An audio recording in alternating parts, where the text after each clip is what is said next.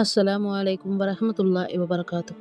யா அல்லாஹ், கியாமத் நாள் வரை வரவிருக்கிற எங்கள் சந்ததியினரை மோமீன்களாக வாழ்ந்து முஹ்மீன்களாகவே மரணிக்கும் பாக்கியம் பெற்றவர்களாக ஆக்கி அருள்வாயாக. ஆமீன்.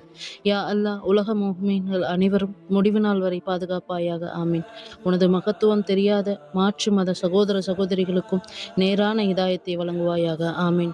எங்களுக்கும் எங்களுடன் இருப்பவர்களுக்கும் பரக்கச் செய்வாயாக. ஆமீன். நாங்கள் செல்லும் இடம் எங்கும் வெற்றியை தந்து எங்களது எதிரிகளை தோற்கடிப்பாயாக. ஆமீன்.